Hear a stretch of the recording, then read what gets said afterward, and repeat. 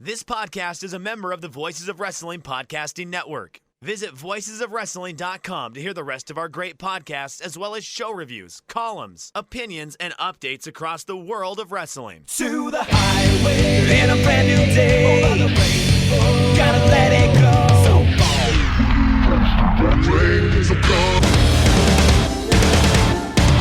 fast to finger down. Dance tonight together. Here everyone is singing.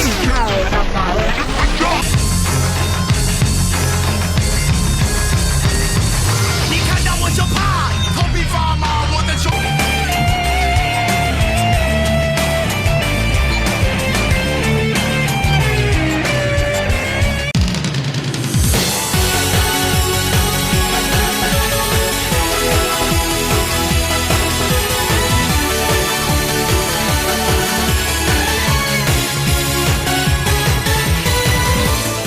Welcome back to Open the Voice Gate for February 1st, 2022. We are members of the Voices of Wrestling Podcast Network. You can find us on the Voices of Wrestling feed or our own dedicated podcast feed on all podcast platforms and applications. You can follow us on Twitter at Open Voice Gate. If you'd like to donate to the show, click the link in the show notes. It'll take you to our redcircle.com landing site, and then you click the red box that says sponsor this podcast. No obligation whatsoever, but you can set up a one-time, a recurring donation. We would like to thank all our previous donors. I'm one of your hosts. It's your old pal. I'm Mike Spears. Joined alongside, as always, my friend and co-host, Case Lowe. In Case, we had an anniversary yesterday, and that is the crux of this voice gate. Yeah, big time in the Dragon system. This is a big week, as 23 years ago, as of January 31st, marked the landing of Toryumon Japan, the first show that this promotion had, the lineage of the promotion that we now cover dating back to that show. It worked out nicely, where we were obviously coming up on the anniversary of this, and although 23 isn't exactly a hallmark anniversary, we'll probably revisit this in 2 years for the 25th anniversary as well. I was coming off of an episode that was just released doing the Between the Sheets podcast with Chris Zellner and David Bixenspan.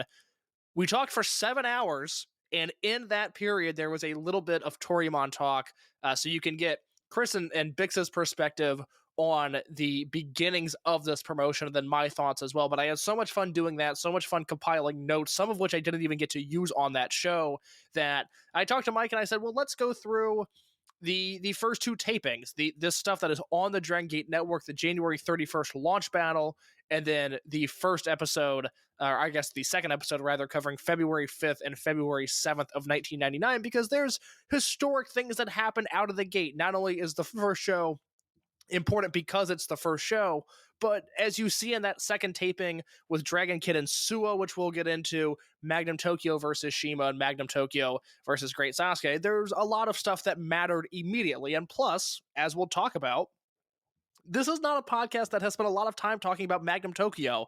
There are very good reasons for that, and this is kind of an episode where we can do a lot of Magnum talk, because I don't want to jump the gun, but I was just thinking about him earlier today, where we were talking in the Voices of Wrestling Discord, or maybe it was the Everything Elite Discord earlier this week, and you told the story of why Magnum was supposedly let go from Dragon Gate, which was a story that I didn't even know, because it hit me that because of when I started following this promotion, which is late 2013 into 2014, and because of the fact that Magnum is just not very good, he is a strangely important blind spot in my Dragon System fandom. I recognize that for the first 5 years, really from Toryumon to the impetus of Dragon Gate, he is arguably the most important guy not named Shima in this promotion, and I really don't have a ton of strong Magnum thoughts. But the good news is that if you look at history and you look at the first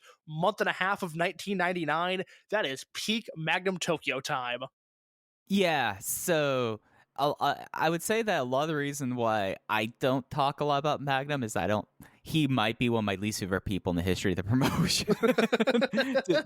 I'm just gonna call a spade a spade. Well, because it's like if you take the demarcation point of our fandom, let's look at Suwa. Okay, right. Suwa gone years before I started following it, a decade before I started following it, gone I believe before you started following it. Correct.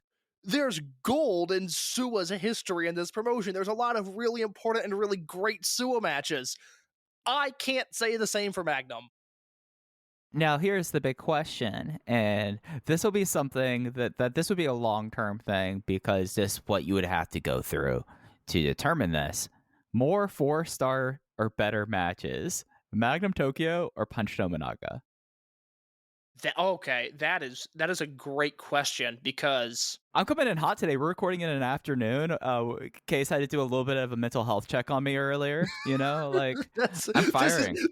We're recording early because I had to do a mental health check on Mike, and this is not meant to be a flex, but I am going to an exclusive screening of the new Jackass movie after this, so we did have to record in the afternoon. Mike and I are two very different planes today, but we're in an equally sassy mood. Because if you remember correctly, longtime listeners will know last year, I guess a year and a half ago now, it was 2020, we did a list of every 4-star Punch Tominaga match out there. And there's more than you think just because of the amount of great multi-man matches that he's been in. With Magnum, he's been in, especially if you look at like 830-03, that 4-way tag team match, he's been in some of the greatest matches in this promotion's history. There's also Magnum in Milano versus Shima and June from 2003. But I probably lean Punch. And it's something that with Magnum, and he is like this really central figure, and it's a very kind of interesting thing. Like, Case, you know how I kind of collect random Dragon System memorabilia? Like, this is true. This is like one of my things, and I think it was last year, my dear brother, for my birthday, somehow found the program to my favorite Dragon System show of all time, Absolute Mente 2002. And which, by the way, timely as well. That just got uploaded to the network remastered. Go watch it if you haven't seen it. Yeah, that would be what we'd be talking about if we weren't talking about this. It just so happened we had a week with too much classic content to cover. I was almost annoyed when I saw that get uploaded. Like, why can't there's going to be gaps in May. Why can't they just upload it then? But it's up there on the network now. If you've never seen it, go watch it. If you have seen it, go watch it again. But you look at the cover of it, and like that's one of the great things that they've always done in this promotion. It's something worth talking about when we talk about the landing King of Dragon, the first 2 episodes of Vamonos Amigos. You look at how they marketed it, and it's very much like, and you could see it coming off of these 2 shows, with the exception of one person that doesn't really become a figure until 2000. But you look at how they market the shows.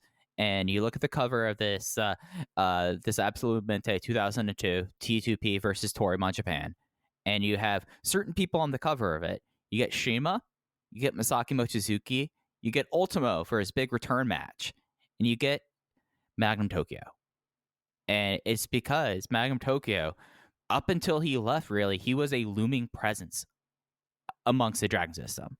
And it's something that a lot of stuff about Magnum kind of goes by the wayside just because he's been away for so long. He had the aborted return to Hustle, of all places, Detective Alan Kuroki. But after he left Dragon Gate and began 2007, really, he was gone in 2006. That was it for Magnum Tokyo. So, like, we're talking about someone who's been out of the system for 16 years. He doesn't necessarily have the black ball that others may have, but he left under, I think it's fair to say, just because as we are the podcast on record about this, supposedly colloquially, he left under very bad circumstances, and he was never brought back around even when Ultimo returned. He's just someone that's kind of lost to the winds of history, even though he is this huge figure and no bigger than in 1999 in Toryumon Japan and the landing of the promotion in 131.99. Yeah, it's not a comprehensive list, but you can certainly look at the figures involved in the 2019 20th anniversary celebration, and you can look at who was there and who wasn't there. And given that they repaved the bridge of Ultimo, and yet some others didn't come back, I think that says all we need to know about their relationship. But in 1999, specifically on this first tour, and specifically the entrance of Magnum Tokyo on this very first show, January 31st, 1999, Korakuen Hall, you go, oh my God, he's a star. Oh my God, this is incredible. And then unfortunately, time went on and maybe Magnum didn't live up to the hype. But yeah, no, I understand the desire to look at this guy, look at the charisma that he was sometimes capable of, and go, oh, I want to build my promotion around this guy. It just so happens that ultimately the in-ring wasn't there for me. I wouldn't watch Hustle, let alone Magnum and Hustle with a gun to my head, so I can't say anything about that. But I know in Toryumon, in Dragon Gate, he was a man that didn't always live up to the push that he had. And in a weird way, as you look at this first class, and that's part of what Mike and I want to do on this podcast, was obviously we'll talk about the first show, the matches on the first Vamanos Amigos, or rather the second Vamanos Amigos. But we want to do some introduction as to, this original class of guys, the original 5, and then the second term and third term students. I guess we should start with Magnum in his background, which is that, Magnum was a guy who was a wrestling fan growing up. He was a salary man working in his father's company, and he saw Ultimo working in WAR, Wrestling Romance, and said that he wanted to become a wrestler, and for years was essentially Tenryu's personal assistant, if I have that story correct. Yeah, so he ended up also working part-time in WAR, if my memory serves me correct.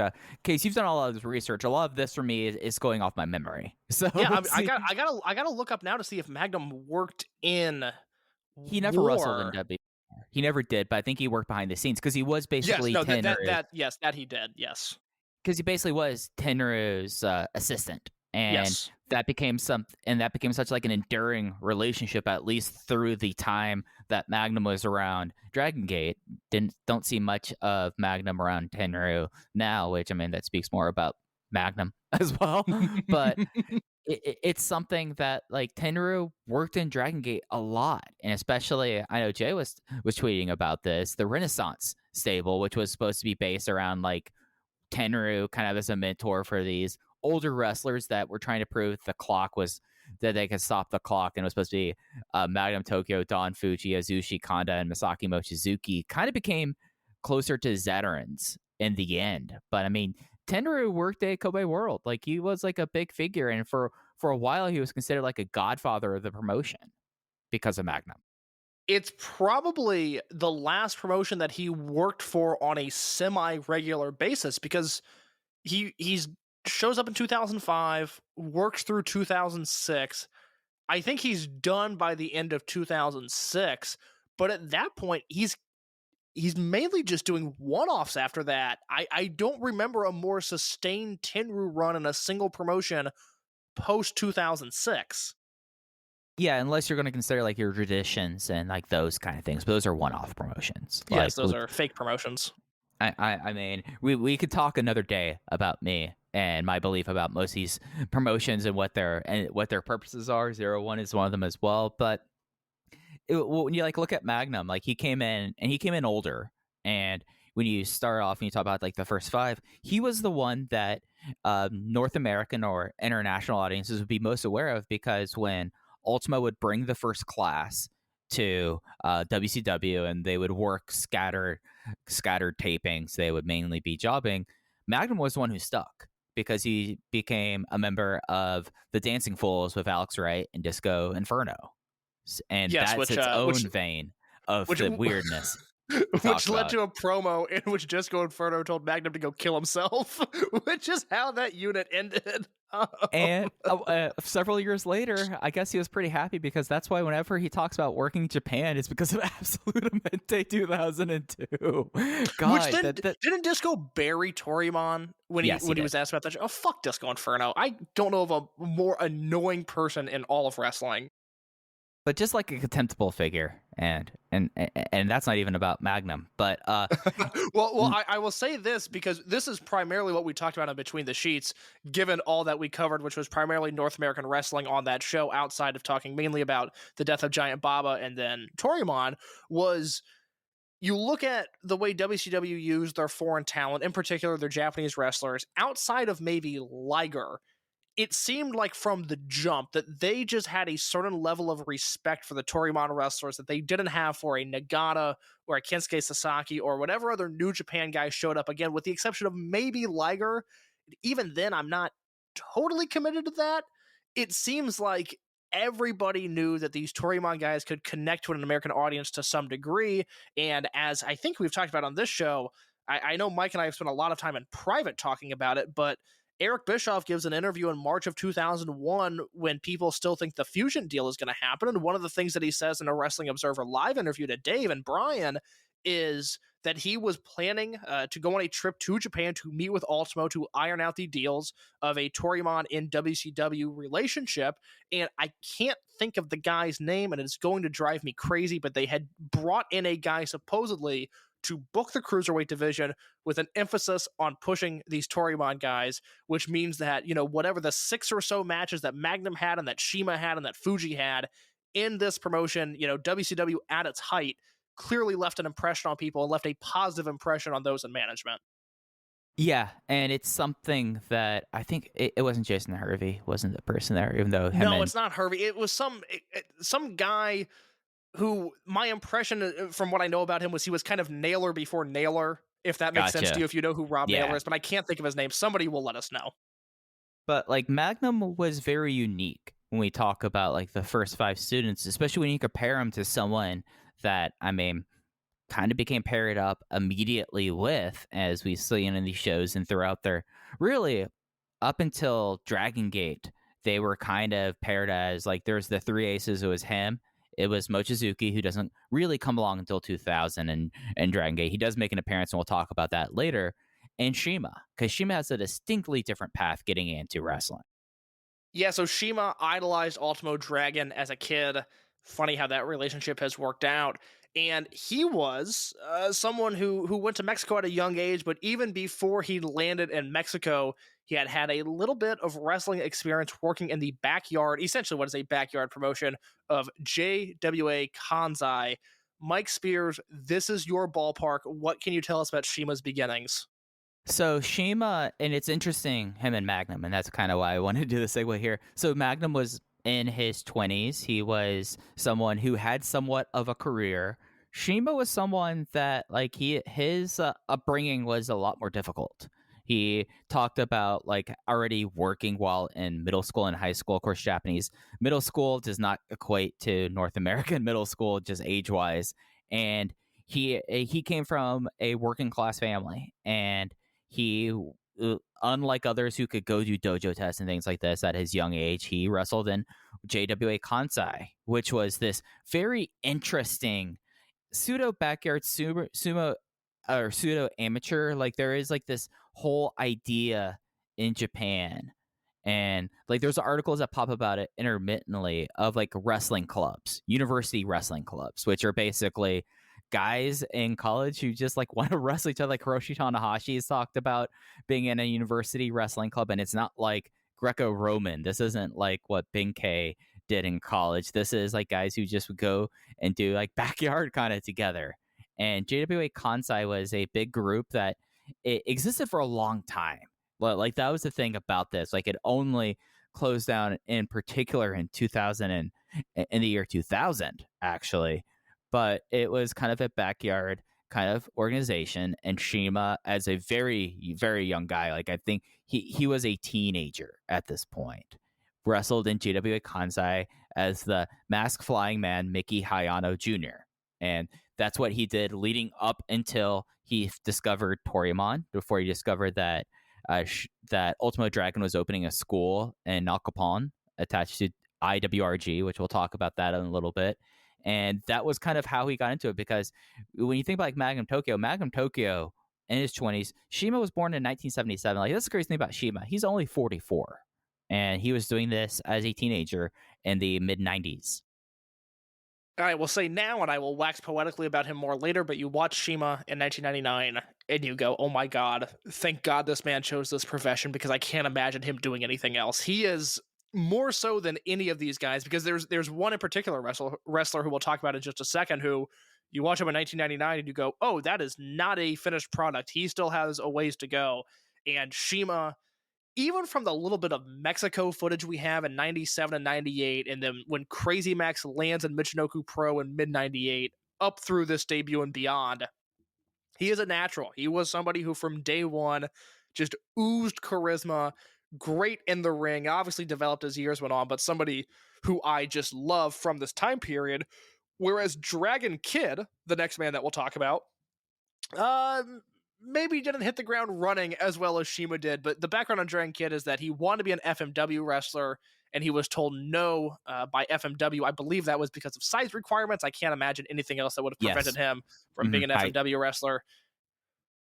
But yeah, he found out that Ultimo was opening a school.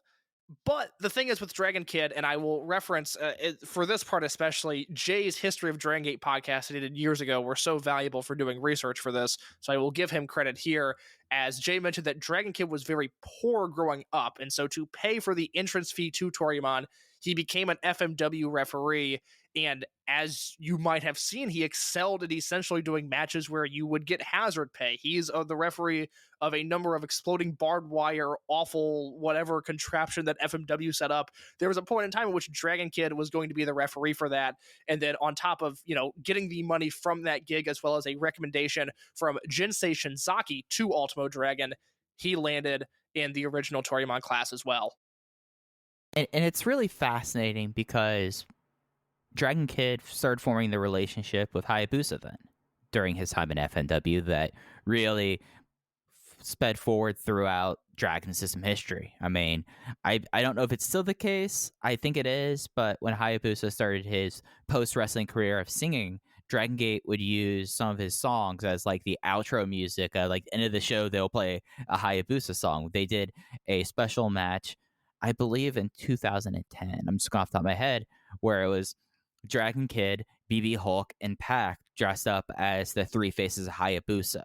So, I mean, a lot of this stuff, like if you want to talk about like continuity within Dragon Gate and within Toryumon, starts with like these three promotions. We talked a little bit about WAR with Magnum Tokyo. There's other guys we'll talk about more involved in WAR, FMW, and then Michinoku Pro.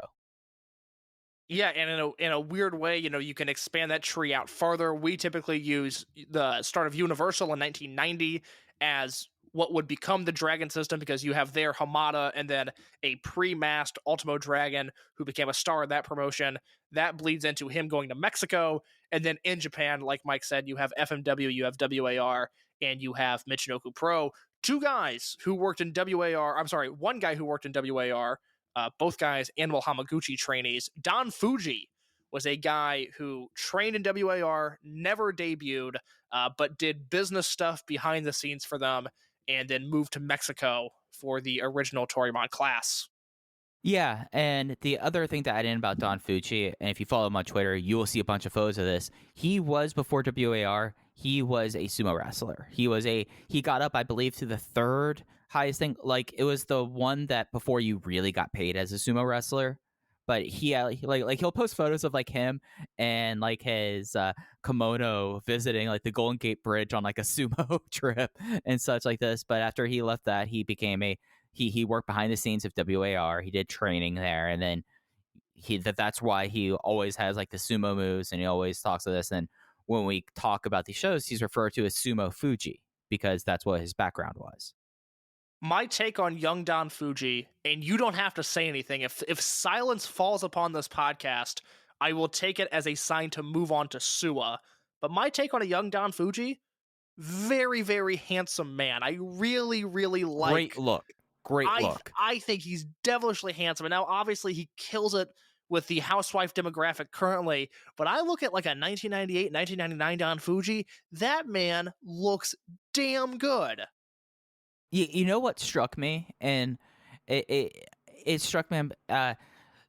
Mifune, the Japanese actor who was a part of a lot of Akira Kurosawa films, where he had like long hairs and like the beard like this. He has a kind of a look that's not dissimilar to that.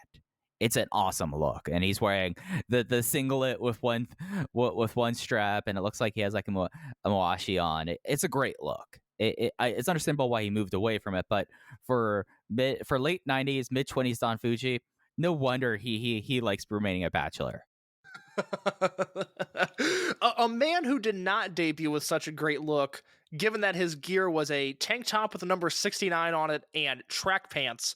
Suwa is the final of the original 5 Toryumon guys. He was also, much like Don Fuji, and then later Milano Collection AT and Shingo Takagi, an Animal Hamaguchi guy. And that is really all I know about Suwa before his time in Mexico.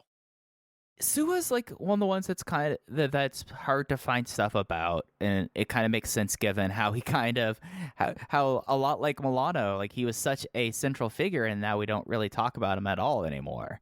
But I get stunned by that. If I look at results from late 2002, 2003, 2004, right before the split, I forget like, oh, that's right, Suwa's just in all of these main events winning matches. Like he was a UDG champion before I believe he got hurt and had to vacate the belt. But I Right. forget just how dominant he was in Toryumon.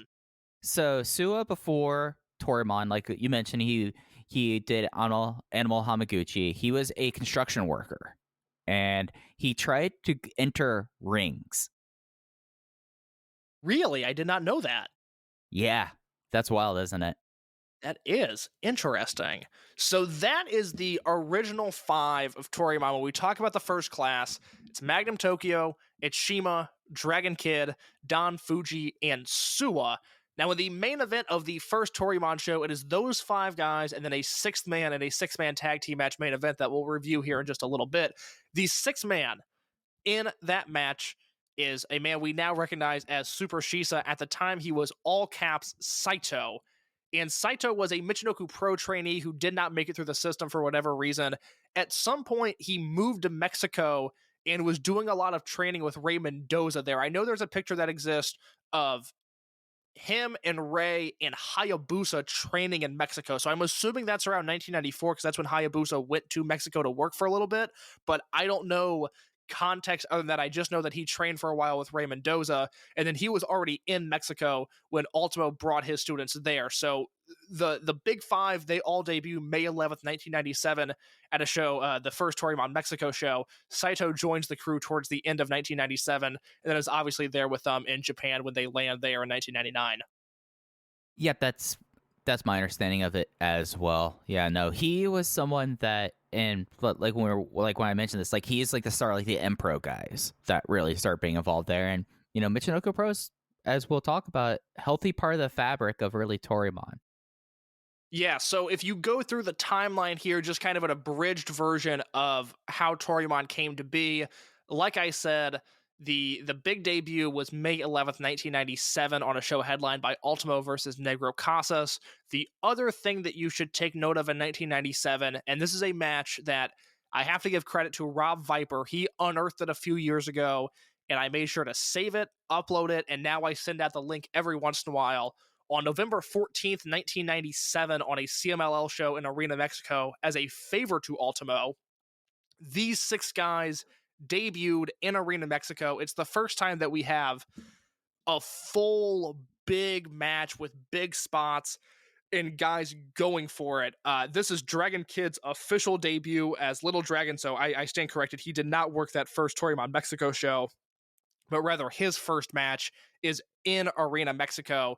And although cage match credits Ryo Saito in this match, it is all cap Saito. So we get what would become the first Toryumon main event on the November 14th, 1997 CMLL show. I've tweeted out that link before. If I remember, I will tweet out that link on the Open the Voice Get account when we upload this episode. Mike, briefly, let's talk about these second term students, if that's cool with you. Yeah, because we got some interesting figures here. So in general, when we talk about Toryumon and we talk about the Toryumon generation, it basically consisted of these wrestlers, but there's like a hierarchy about when they came to Mexico. There's the first 5 in Saito, and then we have these other people, and then we'll talk about people who came in after that. And it's an interesting bunch here. And when you look at like the first term, there's not as many of them left around, but a lot of the second term still is in Dragon Gate. Yeah, so Kenichiro Rai Arikan is the first guy that we'll talk about. He was an FMW dojo guy. He had trained there going back to 1994 and then just never debuted for FMW. And then he made the bounce to Toryumon, and he had a fruitful career there. And now, as we know, he's the king of indie sleaze. Yeah, and the thing that's really great about this, that watching him on this Mingo, I forgot that his nickname was already Arikan before the first show, which is tremendous. Other than the amount of hair on his head, nothing has changed about this man from 1997 onwards. Yeah, and the one thing I wish he'd bring back is his headband that he'd wear at ringside. It's a great look for him. A lot of strong looks put around in 1999. A lot of strong looks, one of which, a man who I wish would bring back the full bodysuit, Genki Horiguchi. So I have a lot of intel on Genki, and I have to thank our friend Lorenzo, who I just paid a large sum of money to translate. Genki just did a 3-part sit-down interview with Weekly Puro, and that was uploaded on their YouTube channel. And I was running the closed captioning through YouTube's auto translation, which is fucked. It correctly translates about 1 or 2 words per sentence, and then the rest of it you are just up to your own devices as to what these guys could possibly be talking about. So I got with Lorenzo, and we now have a ton of insight into Genki's upbringing, his current career, and his future goals. And I don't necessarily know what to do with all of it just yet. So keep your eyes peeled at Open Voice Gate. We'll hopefully have some really cool Genki Horiguchi info real soon. But the stuff that matters as it pertains to Genki coming to Mexico is this is a guy who went to an SWS show in his hometown growing up. He fell in love with Tenryu, he fell in love with Ultimo, and he decided that he wanted to be a pro wrestler.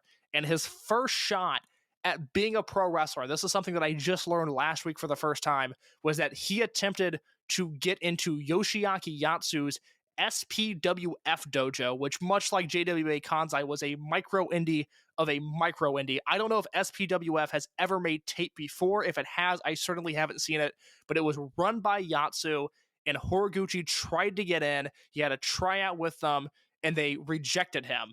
And to the delight of Genki's mother, they rejected him, but that only fueled Horiguchi more. He found out through Weekly Pro that Ultimo had started a school in Mexico with no size requirements, and Horiguchi went there and has been the beating heart of the Dragon system ever since.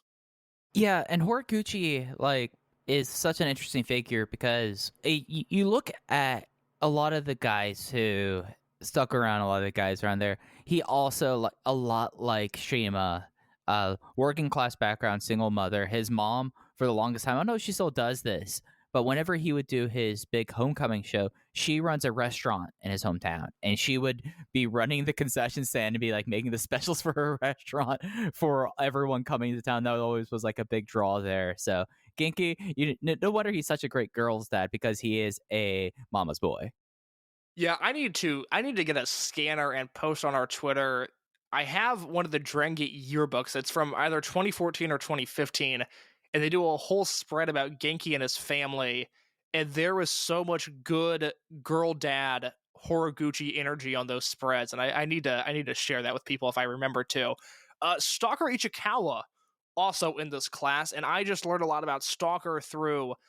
I think it was a local newspaper that was doing daily features on Dragon Gate for a while. Yeah, so they did one on Stalker, and what I got from it, again, very rough Google translating, is Stalker was a huge Tiger Mask fan who one day found out that Ultimo was running a school in Mexico with no height or weight requirements. So he flew himself down to Mexico, and as I could gather from the story, very quickly after he got there, Ultimo sat him down and said, maybe the worst wrestler ever is your thing. Maybe we shift focus and have you become the worst wrestler of all time. And that has been a very successful career path for one Konomami Ichikawa. It's so cool. The fact, the way that Ultimo determined gimmicks back then, either being tipsy and watching Tarzan looking over at Masato Yoshino and said, "Grow out your hair," or going "I don't think you're gonna be a good you're not believable. Just be a bad pro wrestler," and that made him into the greatest comedy wrestler of all time, with that one idea.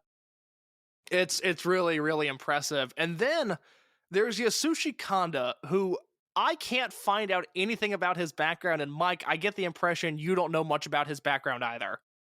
I have tried. Kanda is a man of mystery. He is someone that it's difficult to kind of like suss out. I'm trying to remember those timeline podcasts, and then I didn't have enough time to go back and reevaluate those. But he is someone that like is such like an interesting figure, just because like he very much is the fabric of the promotion in a way. But and I'm right now talking and rambling a little bit just so I could see I have one last ditch way of trying to figure out where get some information about him. Yasushi Kanda is someone that, yeah, he passed the he was second generation member, moved to Mexico in 1997, and his debut match was against Saito, and he teamed with Tajiri a lot in Mexico, which is wild. I did not know that. If footage of that exists, I need to hunt it down immediately because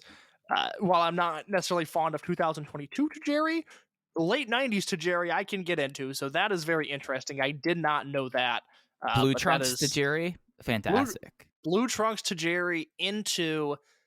The thing is, and this is not the podcast for this. This is the podcast I did with the Saguna Kata guys, which I'm sure will happen one day. But Tajiri as a WWE TV worker, unreal. That man understood what he was doing, where the goddamn hard cam was, and he knew how to make the most of it. So really up through 2005, I'm a big fan. And then after that, I don't have a connection to his Smash run, although I know a lot of people do, and now in All Japan he can go kick rocks. But that is not this podcast. The other member that we need to talk about is one of the 2 third-term students, a man who is still going strong today, and that is Susumu Suzuki, now Susumu Yokosuka, technically a third-term student, but debuted ahead of his other classmates and was on this debut Toryumon show. Yeah, so Susumu was someone who took the protest for New Japan, didn't get in because of size. He then trained a little bit of Michinoku Pro before doing that, and it's kind of fitting that you would have him come out right after Kanda because the two guys really were attached to the hip up until Kanda's hiatus he took because of the cervical concussion he had. Yeah, that's very good intel on Susumu.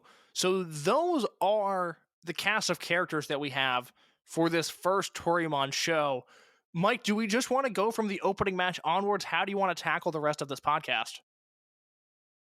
Yeah, let's just start with this. This is you'll see this show in various forms. Its technical name is Vamonos Amigos. If you go to the Dragon Gate Network, they have everything now up through Absolute Mente 2002. This is the first show here. It's called the King of Dragon Tour, and it launched in January 31st, 1999, with footage from, I don't know when the air date of the show was, but most of the footage from the show was from 1/31/99. There's one thing that'll come later. And it opened with like this, with like these clips of Arena Nakapon with like the little bios. So kind of what we've been talking about for the last half hour. A little bios of each person, but also some of the people that would be later on in the episode. And the first match that we saw, and the thing about Vamonos Amigos is, with the exception really of the main event, a lot of the stuff is joined in progress and heavily edited. But the first match was Genki Horiguchi versus Yasushi Kanda. Yasushi Kanda won with the Gekka Judo elbow. Yeah, the more things change, the more they stay the same. Kanda and Horiguchi still 2 main figures in the promotion. Horiguchi to a greater extent than Kanda, but Kanda still using that elbow drop today. I will say off the bat, it's interesting watching this show because this is not a very good show. It's essential. I think if you're a fan of this promotion, you should watch it. But even by the April Korakuen Hall, that second tour, everyone on the roster is so much better. And what we see on this undercard with Kanda and Horiguchi and with Arikan versus Susumu is we see a lot of rudimentary, very simple kind of one step up from young boy exhibition matches, where, you know, they're doing their holds and they're doing their thing. Horiguchi has that undeniable charisma, but it's just kind of there. And it's very interesting to watch, given the way that some of the current rookies, you know, the Ahashi brothers and Hayakawa and SB Kento a few years ago, it's interesting watching those guys who feel like such complete products from their first match onwards. And you have these guys who, again, they're not bad, but also there's nothing great about this first show. Yeah, and like the big thing about this first match, and it's something that was a big thing in Toryumon, Mexico, was that, and I don't know how much you picked up on this on commentary, was the fact that Genki Horiguchi was the reigning Young Dragons Cup winner. He won it in 1998, and that was the big thing on commentary. It was like, oh, he was that, and that was like the top student trophy, and that is a wild trophy after the split to see who won it since. And Rocky Romero won it once, which is kind of wild. And Helico is a Young Dragons Cup winner, but Masaki Mochizuki was the reigning winner of the Young Dragons Cup, and that was kind of the big thing there. His bodysuit was kind of awesome because it kind of reminds you of Skyda's bodysuit in a way. Very much so.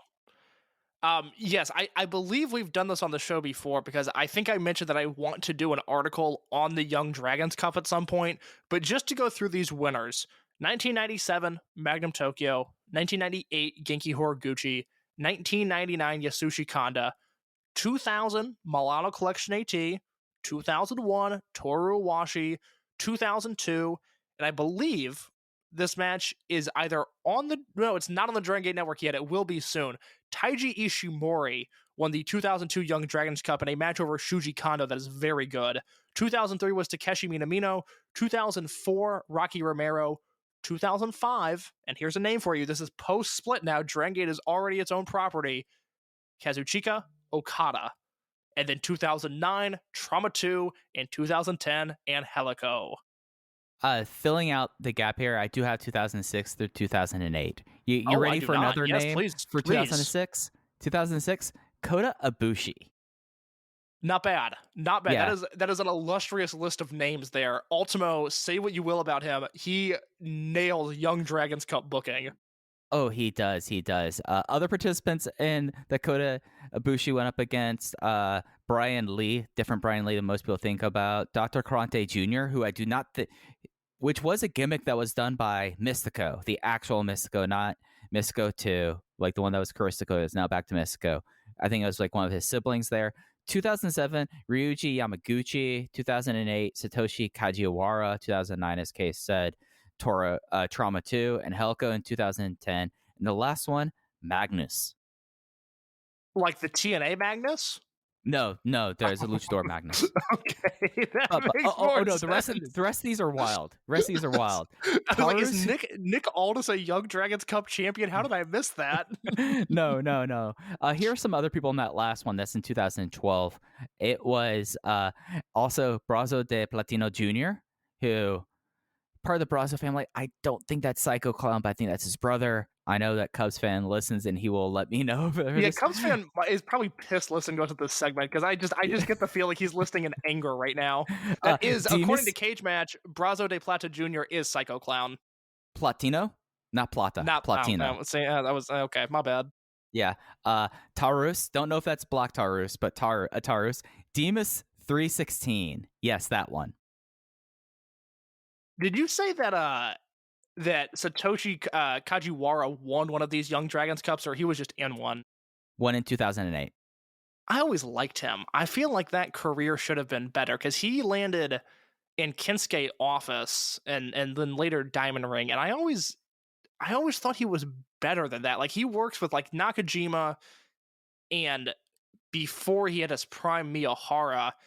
And I always thought he was kind of on Miyahara's level at that point. Like, if you go back and watch Miyahara and Diamond Ring, he's not exactly anything to write home about, but I like Kajiwara. I wish that career would have worked out better. So I'm counting that as another dub for Ultimo in his Young Dragons Cup booking.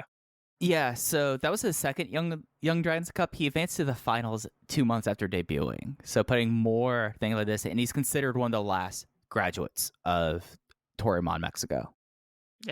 Yeah, very talented wrestler. So UDO6, man. UDO6. That is our thoughts on Yasushi Kanda versus Genki Horiguchi also. Yeah, so then we had Kenichiro Rai versus Susumu Mochizuki. Kenichiro Rai got the biggest pop of the first half of the show, winning with a turning top rope headbutt. His offense at this point was almost all headbutts, and Korakuen loved it. Korakuen popped crazy for him headbutting Susumu Mochizuki, who after the match, Susumu got mad, slapped him. He gave him a headbutt again. The crowd went crazy again, and they did a handshake. I don't remember if Arikan does it in this match, but one of my favorite spots in Dragon System history is when he would counter missile drop kicks with a headbutt. I think somebody on American TV should steal that spot. Again, I don't know if it happened here, but this is also one of those examples. We talk about how Susumu Yokosuka just sneaky great for 20-something years now, and other than Shima, let me look at this roster. Other than Shima, other than Saito, because I think Saito's really, really good on this show, Susumu might be the most complete package at this point. I think so. Especially like when you look at like the main event. Really, I think I think Susumu, like you see the through line there, and there's not like a big jump later in their career, of which we'll talk about someone who had that big jump because it was not a strong effort or not a great effort. I shouldn't say strong effort. The guy got put into some big scenarios there. But Susumu looks like how you'd imagine a younger Susumu. He was not throwing the jumbo no kachis at this point, but he was, if one were to imagine what a very young Susumu Yokosuka would look like in the ring, especially one that was only, he was not even 21 years old, Case. He didn't turn 21 until the next month. That's gnarly to think about. I was thinking about something else with Susumu, and this seems like the type of podcast that we can get into this. Is he the best wrestler ever with the worst gear possible? Because I was... Yes, easily. Yes, his gear has always been awful. Which is funny because now he makes gear, and I love the stuff that he's made. He's been making masks lately. He just put that on his Instagram, I believe. But I was looking at some results a few days ago, just bored. I wasn't doing anything special. Just in my free time, I'm looking at Dragon Gate results because I have nothing else going on. But I saw that there was a Shima and Matt Sydal versus BB Hulk and Jushin Thunder Liger match, and I looked at those names on paper and I said, well, that sounds like something I'd like to see. And I looked through the files that I have access to, and indeed it did make TV, and I did watch it. Spoiler alert, very, very good match. But Susumu pops up on that show, and this is 2006. This is him coming off of his first Dreamgate run, and he has that purple and gold full body singlet on, and it is such a bad look. It's amazing. Yeah, and like he is one of the all-time wrestling t-shirt guys as well. Yes, that's a very good, for a guy who was in tremendous shape, never gets blown up, has a good body, clearly cares about his presentation, and wrestles in a t-shirt. Yeah, maybe I'm someone who has a form of eczema sometimes, especially on my hands. Maybe it's something that like the contact in the ring, maybe he should have go like, hey, Genki, can I wear your bodysuit? Just so, like that. Maybe it's like a contact thing that he doesn't like going against canvas. I mean, probably the one guy in wrestling who'll never get a staph infection. Say what you will about Susumu Yokosuka, this man will never get a staph infection. It's the one thing you can say that he has going for him for sure. Absolutely. Next match, Stalker Ichikawa versus someone that we've not talked about yet, Case.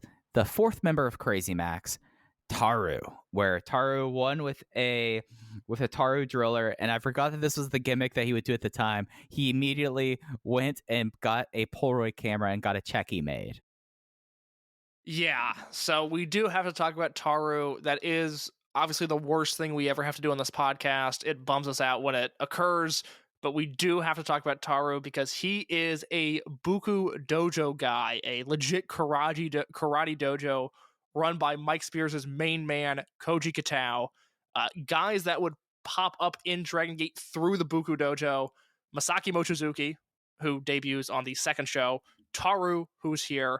Chocoball Kobe was also a member of the dojo, as well as, and I have him in my notes as T2P Kawabata. I can't think of his first name, but the Kawabata that was briefly in T2P also comes from the Bukoh Dojo, as well as former President Okamura, who was obviously business partners with Ultimo Dragon from this time through 2004.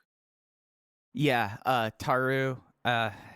He's Taru. It's one of those things that like that's like the big thing about Magnum never showing up. Other than I didn't mention this earlier. I told you like I seen a photo of Magnum from like 4 years ago, right?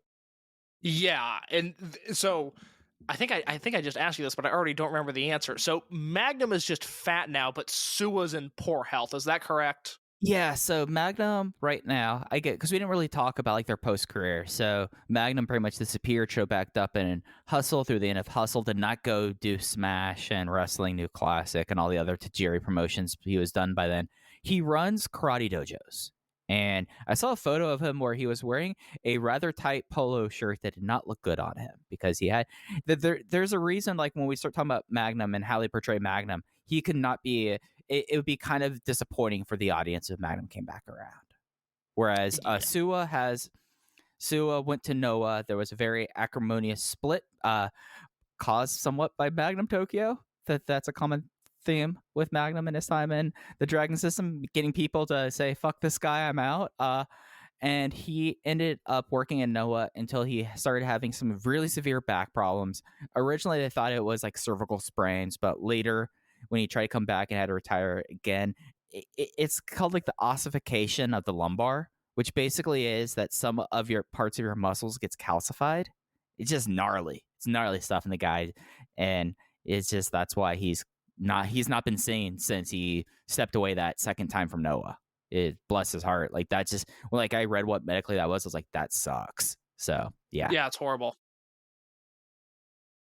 So this match, I kind of like the Toryumon reunion match between Owashi, where Taru came out afterwards and gave him the Taru driller to Stalker. That's what it was. That's what it was. And you started mentioning Bukoh Dojo people. The next match was from later on. The first match, or at least the first televised match from this venue that is now the friendly confines of the Dragon System, Kobe Sanbo Hall. It is Masaki Mochizuki and Taru versus Takashi Okamura and Kono. I don't have anything about Kono, Case. Do you? No, I do not. So Kono, I assume, is a Bukoh Dojo graduate. This match ended with Crazy Max running in. Crazy Max, I don't know if we talked about Crazy Max an hour in. Crazy Max was the original unit of Toryumon, and it was before Toryumon actually started. Crazy Max, Ultimo Dragon sent his first class students over to Michinoku Pro because of that relationship they've had long-standing with Great Sasuke. It was led by Shima, Sumo Fuji, and Taru. But Crazy Max came in, completely just ruined the match, beat up all of Bukoh Dojo, set the match for Taru to win. He got more checkies, and then they beat the shit out of Okamura on the way out. Yeah, Crazy Max could be its own podcast series. That could be the next rewind and rewatch we do, because I don't even think I have a full grasp on just how impactful this unit was, because from its inception through Shingo's debut until the end of 2004, Crazy Max was this promotion. And that's the simplest way I can describe it. Was, they were a day one. They lasted through Toryumon into the early days of Dragon Gate, and this crew of Shima and Fuji, and for a time Suwa, and for a time Taru, were, that this is the identity that the promotion formed. I don't know if there's been a promotion since. Maybe the Jimmies would be like the other most associated act with the promotion, but even that doesn't seem to compare.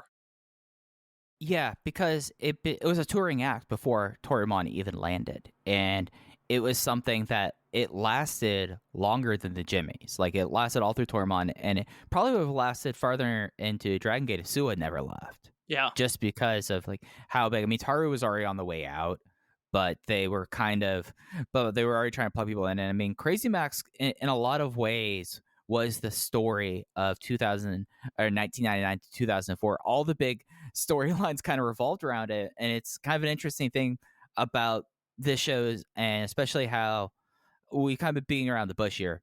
The first episode's all about Magnum Tokyo, really. Yeah. Like it is. Magnum Tokyo is our star. He was portrayed as the star. He was pushed as the star.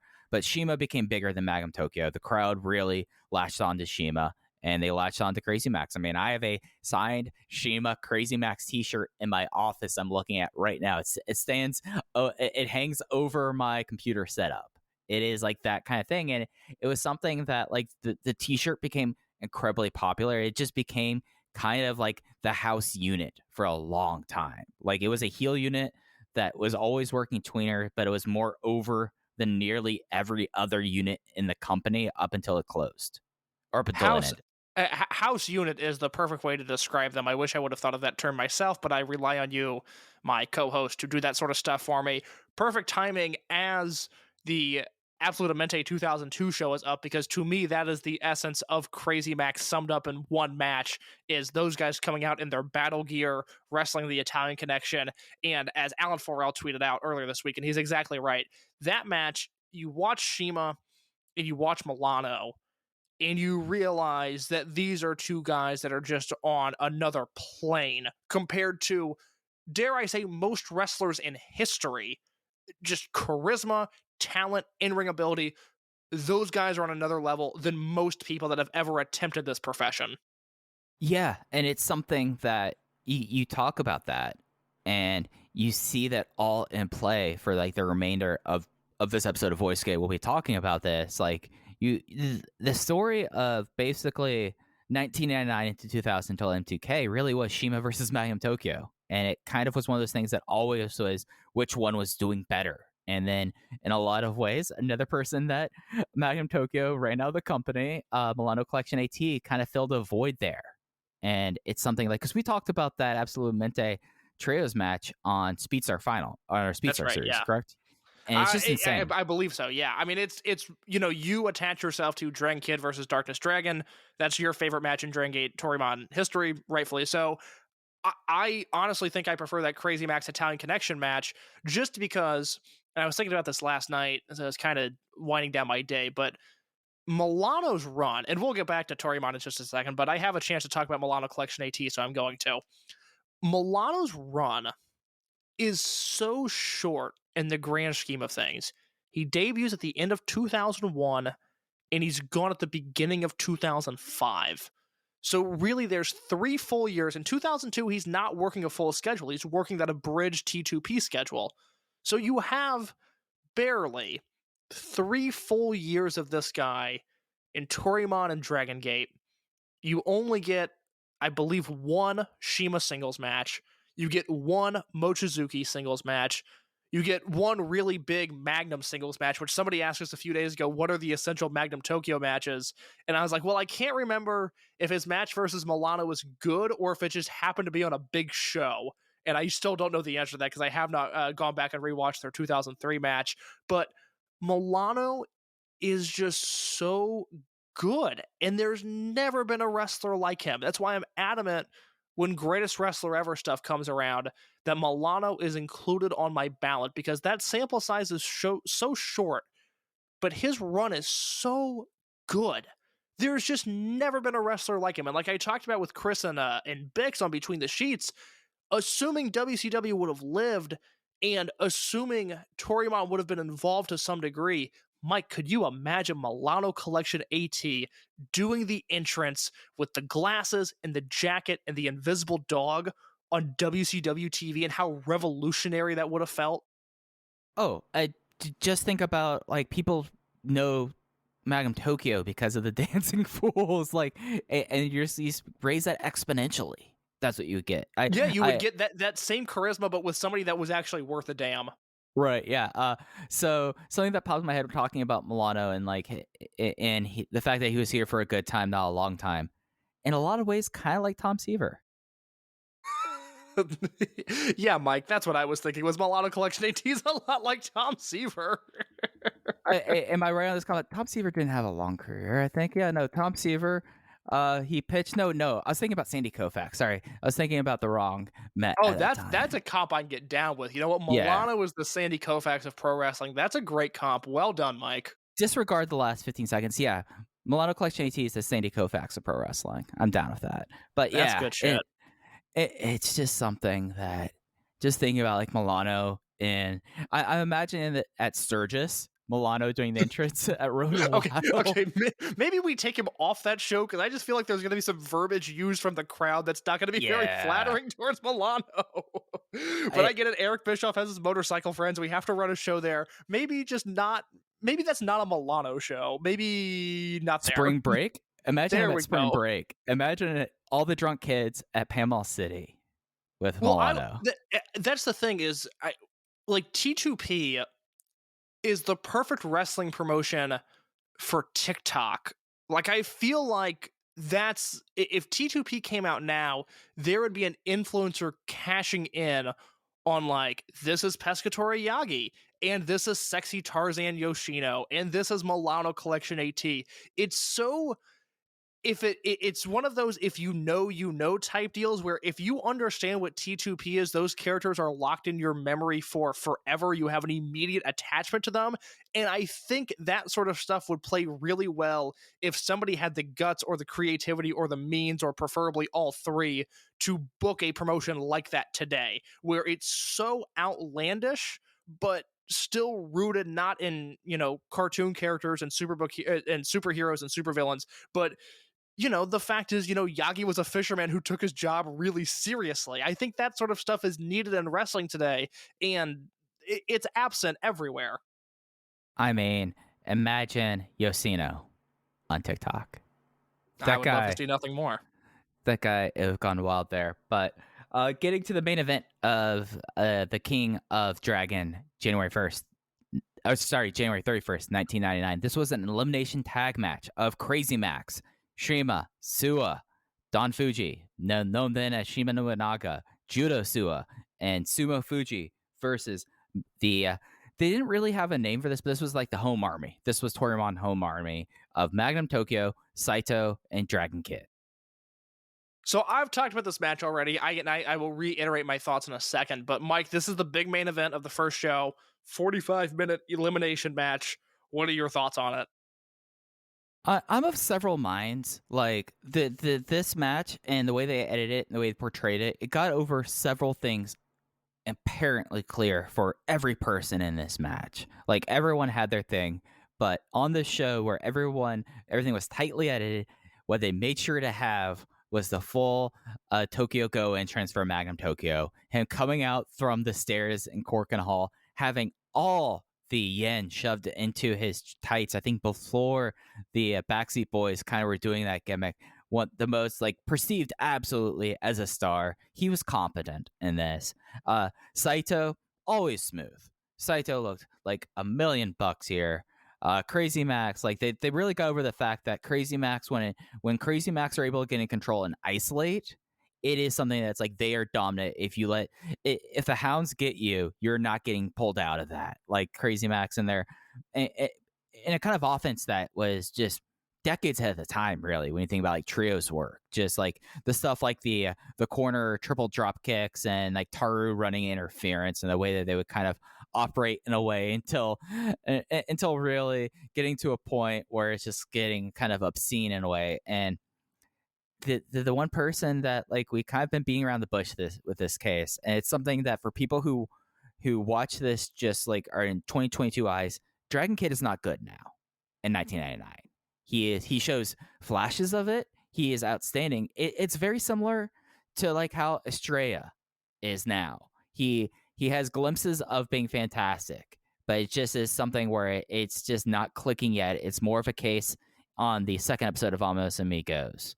But like his offense is almost all Rana based at this time and getting babyface fire. But the match is built around Magnum Tokyo and Shima. Shima gets... I have a note here. So this is Shima's battle versus his teeth start in this match because he's busted open hard in this match, bleeding from his mouth like 10 minutes in this match. Yeah, I think that's a Dragon Kid move, of course, that goes errant. And yeah, Shima gets fucked up early on in this match and then has to do a lot of stuff for the next 30 minutes or so. I largely agree with you. There's something to be said, and it's just the way the wrestling fan psyche works, where you hear, oh, it's a 6-man tag, it's 45 minutes and it's elimination. Well, I need to check that out. For whatever reason, those seem to be buzzworthy words, in the same way that two guys going an hour, whether the match is good or not, the fact that they win an hour is going to garner attention. So while the April version of this match, which has Arikan in place of Saito, but they run, the same main 5 guys, that match is so much better. That's a borderline 4-star match. This is not. This match is a mess. Dragon Kid, I think, is really bad. He blows a bunch of spots here. He blows a bunch of spots in the matches we'll talk about later. You have Saito, who's very smooth. Magnum, I'll save my big picture thoughts for him for the end of this episode, but Magnum is serviceable in this match. He doesn't do anything outright offensive, but he's not great. And then you have this Crazy Max team where, Fuji's good, not great yet. Suwa, I don't totally think figures himself out until 2000. And then you have Shima, who is, he's Shima. The guy had it figured out from day one, like I said earlier. So you end up with what is probably an amazing 3-minute highlight package in a really bad 45-minute match. And maybe you got a different vibe from it. I think they cut out maybe the first minute of this match on the Dragon Gate Network version, but this match airs pretty much in full. Yeah, no, this is something where they would cut up a lot of the early matches on Vamos Amigos, but they would air the most of the main event in full. So it just was something that, like, you could tell, like, when I said it was, like, clipped up, you could tell how jerky the match was. That's what I meant. Yeah. But yeah, we get a very large portion of a 45-minute match, and, whether or not that was the best move, I don't know, but things seem to work out 23 years later. Yeah, and it's something that very clearly at this point, they were getting over the fact that Crazy Max just runs roughshod in this. And you look at this in a way as, like, this is a lot of people that were outside of, like, the Tokyo area and with just, like, outside of Kobe, like, how are we going to portray this new product to our fans? And you see Crazy Max just being, like, these despicable heels all throughout there with, like, undeniable charisma. You see Magnum Tokyo, who comes off like, yeah, he's jerky in this. This is actually one of probably Magnum Tokyo's more complete performances, even though it wasn't very good here. And you get flashes of Dragon Kid, and you get Saito, who kind of is the glue of this. Suwa takes a couple really gross bumps. That's what he was really good for up until he got going, I would say. Like the gyrating Magnum, one of his, like, trademarks at this point is a gyrating Frankenstein from top rope. Suwa takes it exactly on his neck, and he crumples with it, and it is one of the more nasty bumps I've seen in the last year. Which is crazy because he's already a bigger guy, especially in the context of this promotion. But you're right, that first year there's a lot of, until he gets hurt, so that makes sense. There's a lot of, like, oh, Suwa really fucked himself up on that spot. Okay, all right, good to know. It's kind of wild. It is kind of wild seeing like that. So it's something. So the first episode here, they aired, because I do have something that told me this. They aired 42 minutes of 45. So you're right. They aired most of that there. The eliminations were Dragon Kid does the Dragon Rana on Suwa. They showed the chemistry that we'd see much later. We saw a low blow and a second rope chokeslam on Saito from Don Fuji. We had a chokeslam turned into a Rana by Dragon Kid. So Dragon Kid was booked relatively strong in this match. Then we got a whole lot of Crazy Max bullshit. Taru did an STO and then a Mad Splash to take out Dragon Kid. And then finally, it was the Viagra driver, the pump handle driver, and the AV Star Splash, his version of a shooting star splash that did not land clean whatsoever on Shima to win it. And that Magnum Tokyo was the sole survivor for the home army. And that ended the first episode of Vamos Amigos. It's a show that is worth watching if you have any investment in the history of the promotion, but it probably works better as background noise when you're sending emails or working on another project, and not one to just sit down and go, okay, I'm going to watch some great wrestling, because it's not present on this show.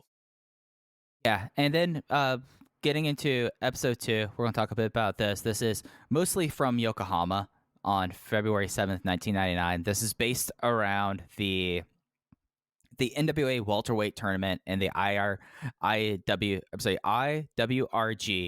welterweight championship that Shima has. Like, a lot of these matches, at least early, we just get clips of. We started off with Dragon Kid versus Dr. Cerebro, who is a IWRG that is the home promotion of Arena Nakapon.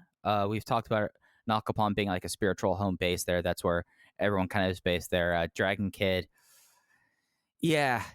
This is not necessarily another strong Dragon Kid performance here. No, this is a really rough match where it seems like Cerebro is a decent base for Dragon Kid. They're going through their spots. They end up doing a double count out, but then Dragon Kid pleads to restart the match. Ultimo grants him the restart. And it's all building up to Dragon Kid hitting an Ultra Hurricane Rana, which he totally blows the first time, and they have to do it again.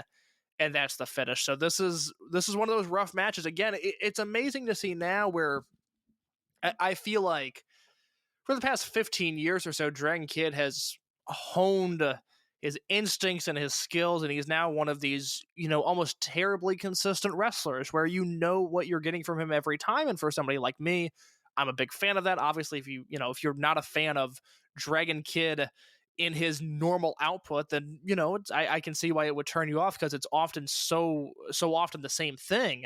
But early Dragon Kid is one of those guys who is just not a completed product. And if the first two episodes of this promotion are all about making Magnum Tokyo a star, his understudy in a sense is Dragon Kid. And whereas Magnum, for all of his faults, looks pretty damn good on this episode of TV, Dragon Kid is just as rough, if not rougher, than he was at that Korakuen Hall show. So his stock is very, very low in 1999. And I don't know, is there a point in time where you feel like Dragon Kid really puts it all together? Do you have a specific era where you feel like he makes the change? Well, he has it all together before Absolute Mente.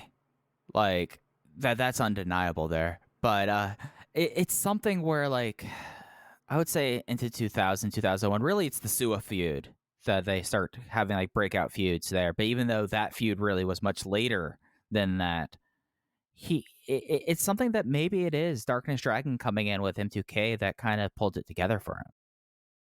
Yeah, I guess I need to spend some time this weekend in the archives and really take a look at when he turns the corner, because he gets hurt in April of 99. He's pretty much out for the rest of the year. Obviously, he has that great match with Suwa in August of 2000. That's a pretty famous match, that hair versus mask match. But I don't know off the top of my head, and this is where I fall short here, is I don't know if that was a one-off rare great Dragon Kid performance at the time, or if by the summer of 2000 he had figured out who he was as a wrestler. I lean towards that being a one-off run of greatness, and then later on, 2001, 2002, he starts to put it all together. Yeah, because after that, we had Suwa come out for a challenge. This happened the next day, so this was February 8th. Dragon Kid versus Suwa, and he was even more rough in this one right after that. And it just, they had the chemistry. You saw the Suwa and DK chemistry immediately. Just Dragon Kid's not there. And Suwa, took him getting hurt to get really strong there. So it just is something like the rewind Hurricane Rana that he does always looks pretty cool. He does like a rewind Mysterioso Rana, and that was pretty tight. Yeah, it's a great looking spot. It's funny watching Suwa in this match, a man who both in Toryumon and in Noah was a confident, badass, shit-kicking heel. And you look at him here, and he has acting in track pants, and it's like, wow, this man took a journey throughout his career, because, yeah, the chemistry is there, but the talent is not. They were a little too ambitious in this match, and I don't want to continue beating a dead horse, but it's, a year later they would have a great match. This is not a great match. What I thought was probably one of the early solid matches. Like, I would say that this match, with the exception of the main event on this show, was the best match we saw, was Shima Nobunaga, aka Shima, defending his IWRG Welterweight Championship versus Magnum Tokyo. This was from Osaka 2 days before. Shima won with the full course of Venus, Iconoclasm, and Mad Splash to win this match. And this was something that I was kind of surprised by, as someone who does not like Magnum Tokyo at all. I was like, this is actually a really solid main event, and it's in Osaka, it's in Shima's hometown, and they were rabid for him. I really like this match. I'll save my Magnum thoughts for the great Sasuke match in particular. What I will say here is that this match, I rewatched this match and it made me angry, because it just shows how good Shima has been for so long. Because this is a match where Magnum hangs with him. Magnum is not an active detractor in this match, but from opening bell to the final bell, this is a Shima performance. This is Shima having the crown in the palm of his hands as, a 21-year-old, maybe 22 at this time. It's 21. It's in 21, a 21-year-old guy on a new venture. This is their first show in Osaka. It's their third show ever.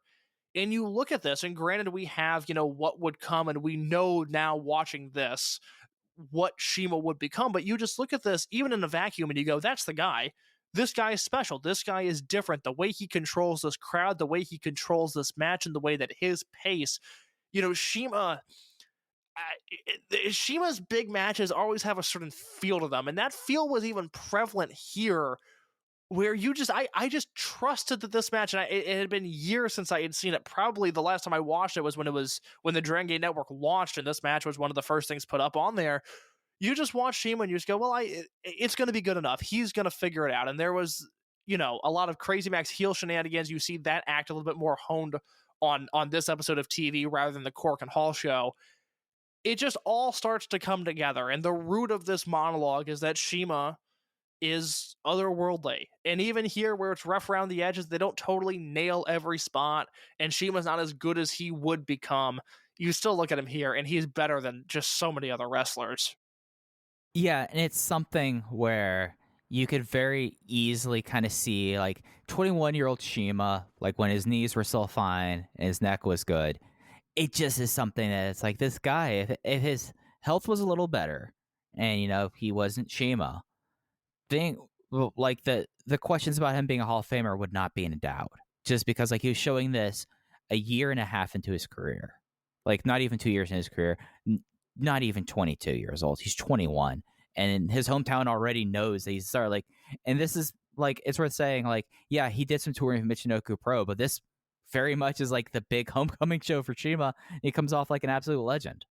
And if you watch that Crazy Max and Michinoku Pro stuff, which maybe that's an episode we'll do during a dead period, is going through what we have of that footage, where they land in August of 1998.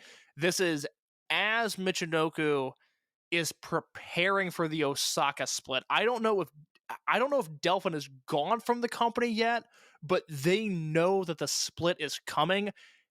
After the Kaientai guys have left, this promotion is on death's door, and they bring in CIMA and the rest of Crazy Max in the middle of 1998. And again, it's like it's like nothing else. It's like, oh, this promotion was rapidly decaying, and then CIMA comes in. He's immediately the most entertaining guy on the roster. CIMA in Michinoku Pro is so fun to watch because he is so cocky. He is just a beast. He is an animal. And I can't believe how young he was and how confident he was. And it comes across here in this Magnum match as well, where this is a guy who, for all of his faults, and CIMA certainly has many of them, but sometimes I like an evil genius that believes his own bullshit. And CIMA, at his best, is an evil genius that believes his own bullshit. And it's prevalent here, it's prevalent in Michinoku Pro, and it's present in GLEAT. Yeah, and we'll talk a little bit about CIMA believing his own bullshit when we get into the main event of the show. Then we got clips from the NWA Middleweight Championship Tournament. We got some semifinal matchups. The first one, Magnum Tokyo versus Sumo Fuji. Magnum won with the AV Star Press that missed by a mile in like 3 minutes. So this was all clipped up. Yeah, I have no thoughts on these middle matches that are super clipped. We did get to see Grand Nanawa versus the Great Sasuke in the other one. He won with a he got roll forward from a Hurricane Rana one there. Then we got CIMA versus Sasuke the Great, evil Sasuke, in the last semifinal of this tournament. CIMA would hurt his knee here, but it was this clipped up as well here. But he looked like a monster winning with a mad splash, and that led to the main event. The thing about this main event, and we'll get into the post-match stuff, which plays into the Michinoku Pro thing. Great Sasuke versus Magnum Tokyo for the vacant NWA Middleweight Championship match. And we got to see the entire thing of this match. And it was Great Sasuke after a war and after a battle with with doing stunts onto a table. Sasuke was always this crazy. He was always insane. In 1999, he won with the Thunderfire Powerbomb, winning the title in 22 minutes and 51 seconds. So they were going long in these matches, even as relative rookies. Yes, it's funny watching this match and realizing that this is essentially what would become the classic Dreamgate structure, where this match starts slow And I knew, at least in the back of my head, I was like, no, I've seen this before and I really like this match. But it takes so long to get going that I was afraid that, my memory had lied to me and that maybe this match was a total dud and I shouldn't be giving Magnum the credit that I'm about to give him. But no, they turn it around. You're absolutely right. Sasuke is out of his mind in this match. There's a spot, and I maybe you just mentioned, I was looking up something, I admittedly only heard half of it, but Magnum Tokyo is on a table on the outside, and Sasuke does a springboard dropkick onto Magnum, onto that table, which is just mental. I mean, who would do that? Oh my god, it's such a fun match. It's something that and I think it's worth saying in the post match of this, Crazy Max comes in, attacks Sasuke and Nanawa, makes fun of Magnum Tokyo, who is crying at this point. It's very clear, as we've kind of been, I feel like this dead horse has been hammered well enough. We have destroyed the carcass here. Magnum is supposed to be the star of Toryumon, and he is crying. He is completely out of it. But then they tear off, because they're wearing Sasuke Gumi t-shirts. And this is the thing about, you're talking about Michinoku Pro with Crazy Max, is that Crazy Max came in because Michinoku Pro was built up so much around Kaientai Deluxe versus Home Army. And then all Kaientai leaves, so they bring in Crazy Max that turns Sasuke heel and have Sasuke Gumi. And all the while they think there's still members of this. They turn on them, beat up Sasuke, beat up Grand Nanawa, and then and Shima cuts a promo basically saying oh, my knee was hurting, but I would be the champion if it was me and you. And who is it to make the save case? Who is it to make the save, Mike? It is Taka Michinoku showing up. And it's worth talking about Shima and Taka's career before we get out of here, because this is one of the funnier kind of feuds that have been simmering for the last 23 years, because Shima just at age 20 decides to light Taka Michinoku's passport on fire. Tremendous angle. Really, really well done. It's interesting. When Dave talks about the first Toryumon show in The Observer, he mentions that they're going to be running, a limited schedule in Japan. They're going to be in Mexico, and that they're also going to be aiding Michinoku Pro, because at that point, Toryumon had become the main draw of Michinoku Pro, but they're really not around much in 1999. They work a few shows here and there, but it's kind of it's dead on arrival almost. Crazy Max lands and Toryumon hits Japan, and they just they remove Michinoku Pro from relevancy so quick. So I don't know what happened there. I don't know if there was a business relationship that fell out. Obviously, we get more of Taka throughout Toryumon than Dragon Gate and beyond, but it seemed like this 1999 should have been Crazy Max versus Michinoku Pro, but in reality, that doesn't really happen. Yeah, and Michinoku Pro is one of those promotions that I go and I've watched a part of Greatest Wrestler Ever. That's why I discovered my new favorite wrestler case, Masato Yakusuji. Yes. So it's something that I always enjoy, but the timeline always confusing. I feel that there was the big plan of that happening, and then maybe that's when the Osaka Pro and Delphin split started to really happen and kind of tore the company asunder. Because really after this point, Michinoku Pro, it still kind of exists, and then all the Toryumon X guys appear there. But this is a time where Michinoku Pro drops out of mass international relevancy. Yeah, that's it's very strange. I would love to know the original plans. I would love to know if something fell through, because the vibe that I get from this angle, from everything that Dave wrote, and just from the way that Crazy Max tore up Michinoku Pro in 1998, it seems like most of this year should have been the reverse of that. It should have been Crazy Max versus Michinoku Pro and Toryumon, and that just doesn't happen, which is very strange. But Sasuke is here on this show. He wrestles Magnum. It is a great match. I went 4 1/4 on it. It finished with an honorable mention vote, with multiple honorable mention votes. It finished in the honorable mentions category of the 1999 Observer Match of the Year. So this clearly had some traction, more so than the 6-man tag on the first show. It is one that I would highly recommend. Yeah, so just so that I get the time correct here, Osaka Pro started a lot earlier than this, so that's not the reason. It's just something really kind of it took the step back there. I would go 3 3/4 on this. I thought this was excellent. I thought this Magnum looked great here, and even the grappling, even the Dreamgate grappling, actually kind of worked in the opening for me.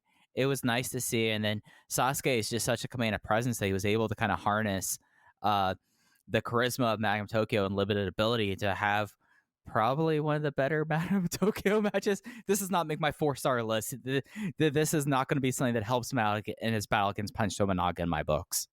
Well, okay, let's put this together here real quick, because Cage Match shows the first Osaka Pro show is April of 99, but I know that split, they were aware that this was coming In 98. long before this. Yeah, they were aware of it in 1998. So I don't know if anybody has info on, I guess if we were supposed to have more Michinoku Pro versus Toryumon stuff and something business related happened, or there was, a relationship that fell apart, please let us know, because I'm very curious about this now. I hadn't really thought about this up until now, but yeah, with Taka coming out, it just seems like that should have been the focal point of this promotion this year. But in April, they're not there, and then they show up again at World, and that's kind of the end of it.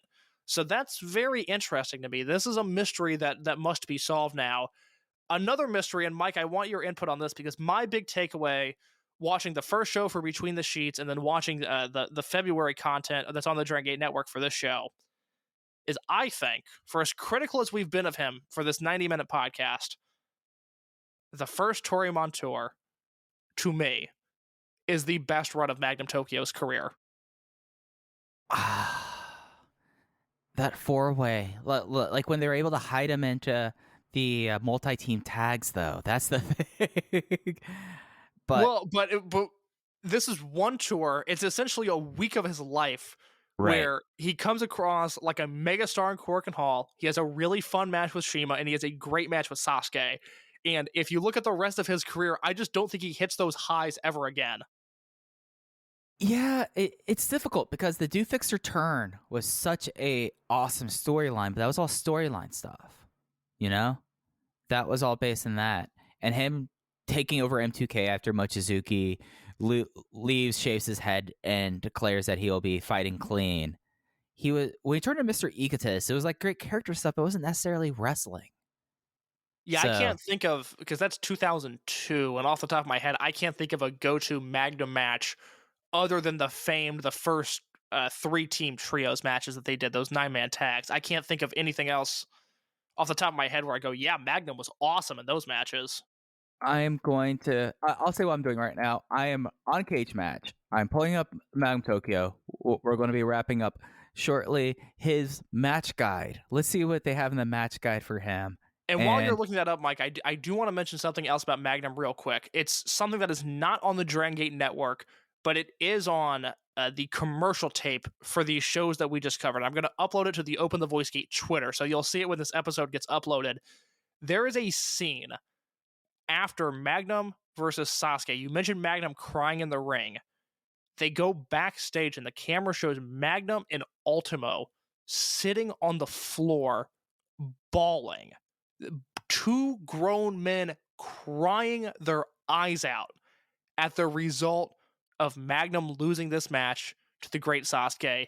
And again, for all of his faults, for as much shit as we've talked about him now, and as much shit as we will talk about in the future when it comes to Magnum Tokyo, this is an awesome scene. This is as likable as he ever was he is distraught over this loss, and he and Ultimo have this moment backstage on the ground, and it is beautiful to see. I love when men cry in wrestling, and Magnum Tokyo did it just about better than anybody else. And that's the thing about Magnum. Like, it's undeniable. He is a star. He is the star. Like, it was smart having him showing him come out through the crowd in Korakuen and showing him get all of the end shoved into it. He could barely get into the ring. Like, the crowd was soaring him like that. Like, charisma-wise, he had it. It just was something that was very clear, and maybe some of it was him being hurt, some of it was a little bit of him just being Magnum. Just didn't. I remember Jay once saying this, that Shima, Dragon Kid, Mochizuki, they all improved and surpassed him. And Magnum just could not keep up and never improved. So maybe it is that this 1 week period between January 31st, 1999 through February 7th was his best singles part of his career. And how certain am I of this? I'm just going to use this colloquially. So, if this is something that people object to, whatever. The cage match guide of Magnum Tokyo has 21 matches on it. Case. Take a guess how many of these matches are singles matches. I think you have these two, and I think you have the Milano match from 2003, and that's probably it. And Case hits a home run. Yes. Yes. And here's even like the more sad thing about this. Nearly every single one of these 21 matches, one of them is a World War III Battle Royal. So we'll throw that one out. Wow. I'm just going to run down the match types here. Tag team. 8-man tag team, best 2 out of 3 falls.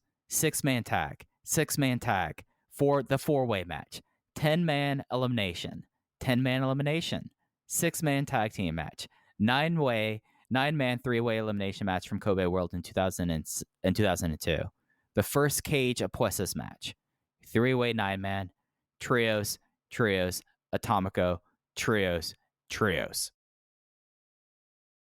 That sums up Magnum Tokyo's career quite well. He benefited off of others' hard work pretty often. That is certainly, that's the way I'm taking it, to say the very least.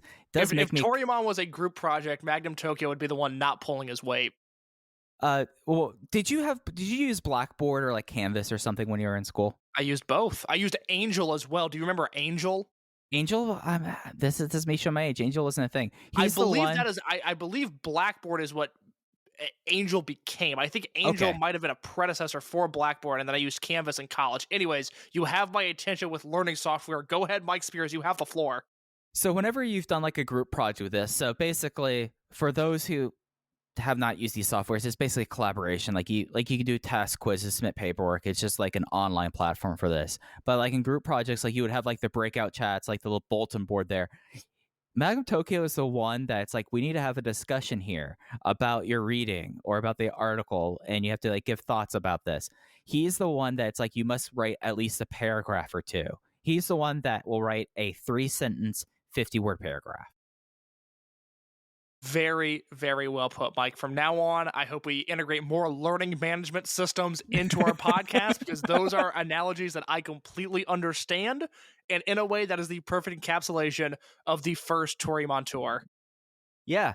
And do you have any other big thoughts about this first tour? I mean, like my big takeaway is how big of a fucking star Magnum Tokyo is, and how infuriated I am at the passage of time with Shima and Susumu. Yeah, I mean, look, I wish Ultimo had put a bunch of stock behind Saito instead of Magnum Tokyo, but that's just not the world we were living in. I get it. I don't like it, but I understand it. And no, these are fun shows to watch. If you've never seen them, it's worth carving out some time, going through the big stuff and getting an understanding of how this promotion came to be, and hopefully you have better appreciation for what it is now. But yeah, it's a fun show, 2 fun shows rather, and I think Magna versus Sasaki, Great Sasuke, if you've never seen it, is well worth your time. Yeah, absolutely. This is something we'll find places to revisit this stuff. I mean, we are in the 20th anniversary year of Absolutamente 2002. So maybe when we get closer to that might be a good thing for us to, we'll write this down and revisit that later. But we'll be back next week. We have a big Corkin on Friday. Of course, that is Kai's first defense of the Open the Dreamgate title against Takashi Yoshida, who's teasing Long Boys. I saw that. Did you see the Long Boys that Yoshida had on Twitter? I didn't, but for whatever reason, that makes me really nervous about that match. Not that he's going to win, but that the match is going to suck. Yeah, but we'll get probably more unit shakeup stuff there. We'll be back next week to talk all about it. And we're in February now. It's a busy February and early March for Dragon Gate. We've got later on this month Memorial Gate in Wakayama, and then the first week of March will be Champion Gate in Osaka. But that's going to do it. You can follow us on Twitter at OpenVoiceGate. I'm at Fujihaya. Case is at _ in your case. But that's going to do it. Thanks for listening to Open the Voice Gate. We'll be back next week talking about the Cork and Hall show. Take care.